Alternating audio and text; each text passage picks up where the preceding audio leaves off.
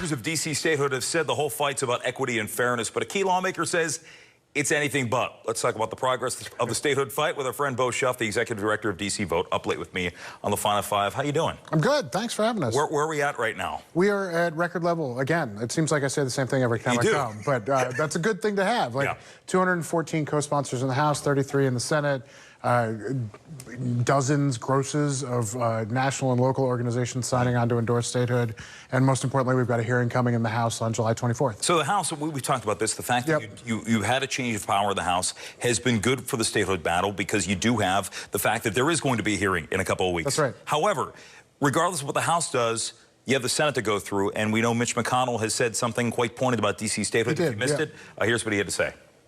I am indeed the Grim Reaper when it comes to the socialist agenda that they've been ginning up over in the House with overwhelming Democratic support and sending it over to America, things that would turn us into a country we've never been. They're on the way to doing some additional things, in addition to the ones they've already done, the Green New Deal, Medicare for All. And by the way, you may have mentioned this on your show, but they plan to make the District of Columbia state. They'd give them 2 new Democratic senators. Puerto Rico state, we give them 2 more new Democratic senators. And yeah, as long as I'm the majority leader of the Senate, none of that stuff is going anywhere. So representation for 700,000 people in D.C. in Mitch McConnell's estimation is socialist. Is apparently social. Voting and being represented and ending taxation without representation is socialistic in nature. I wanted you here next to me because I wanted to feel.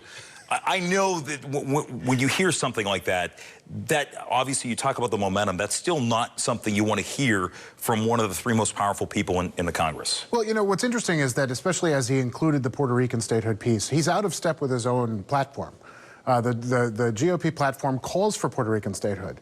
So for him to include it with proposals that are hugely popular, Medicare for All, the Green New Deal, are hugely popular among Americans, and Puerto Rican statehood and go against his own party and his own platform, and then throw in the idea that representing the people who live here and pay taxes without any representation, it just shows that he's labeling everything as socialism and is out of step with the majority of the country. We've had you on here before. We've talked about the fact that, I mean, look, when you look at the demographics, it's clear to say that if D.C. got statehood next week, in a month, in 2 months, in a year or 2 years, you'd likely have 2 Democratic senators because that is the registration. That is the advantage the Democratic Party has in the district. But it seems like he's discounting everything else and focusing just on the fact that you're going to have two new senators and they both happen to be from a different party. That's correct. I mean, we don't hear him talking about the supposed constitutional arguments. We don't hear him talking about the preservation of a district under federal control that is in the Constitution, which we freely admit. None of those usual oral arguments are gone. Now it is just one of the socialistic arguments or socialistic programs that is being proposed. And we know that's just factually inaccurate. Representation for citizens and residents isn't socialistic. It is the heart of democratic principles. And you have opponents who will look at everything and not just make that argument. I know we've had, Jason Chaffetz in the past say, let's just retrocede the district back to Maryland. Right. You had that argument. You've had some people say, despite what the Constitution says, creating a statehood, creating a separate state would in fact be counter to what the Constitution says. I know that's come from Cato Institute. There have been different arguments on this. There have. But you keep pushing. I mean, if Mitch McConnell or somebody from his side were watching tonight, I mean, what's the message to him as you continue this push?